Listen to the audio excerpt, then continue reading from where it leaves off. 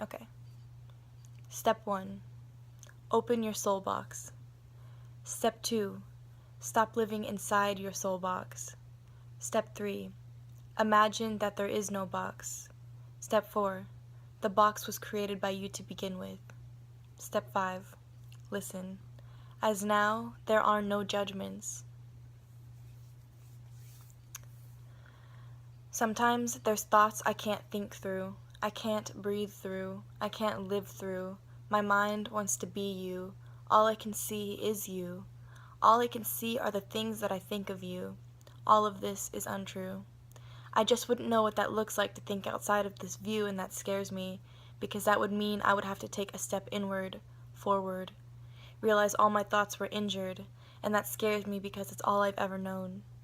Everything I've ever thought people to be were true, only because that was the box I kept them in.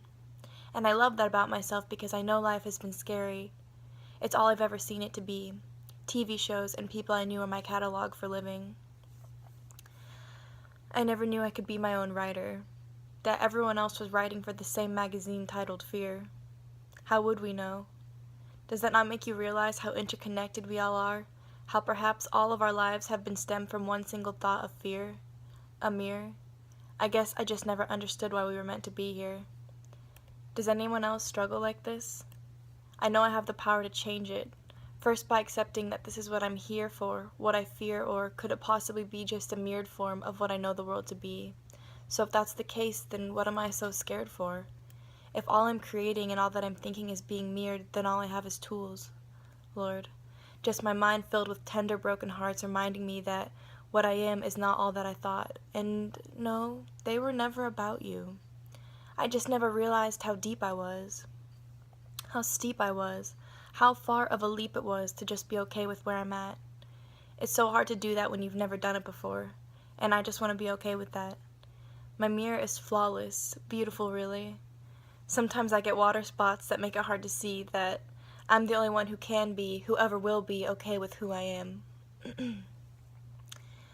My mirror reflects greatness that only I can see. My mirror is not painless, a living life of grief. So why do I place so many conditions on a space I can't even see? Me. A mirror of all the places and things I'd like to be, of things that I am.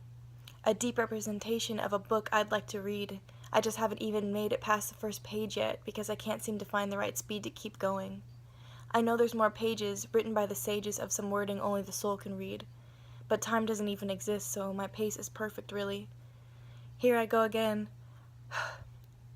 Writing things only the soul will understand. You know? It's so dangerous making a home in your head, as comfortable as your bed, but only you sleep there at night, so why do we make our mind a whole day affair? In fear that what you think might be real, and it is. What you think does become your reality. When you live in fear, you create fear, and to God's beautiful creations that is unfair, because we weren't put here to be in fear. We're just afraid of what we've seen, and believe me when I say that I too have been scared. But your fears do not define you. Your tears epically design you to be an understanding, compassionate, loving soul. Your soul just wants to be free again. So what I'd like to make clear is that you don't have to give anything away. You don't even ever have to change. All you have to do is understand that what you fear and what you feel are both just channels for what is real, and both are tools for growing, like a movie showing and you're the voice for every character, and you're either the critic or the child that came to watch it with their mom. You see, I can see that me writing this is a story of my soul trying to break free from the boundary of my mind. A cage that's make-believe, and I know that, and my words are the key to listening to the voice in me interweave the sacred patterns that I wrote for me long before I got here. That's enough for me to see that I am all I need. I wrote this so that you could read the unbinding of the soul, that all it ever did was try to control the voice that only tried to be free. If you don't understand yet, I only have one thing left to say. The mind and the soul were given to you to guide you on your way. Namaste.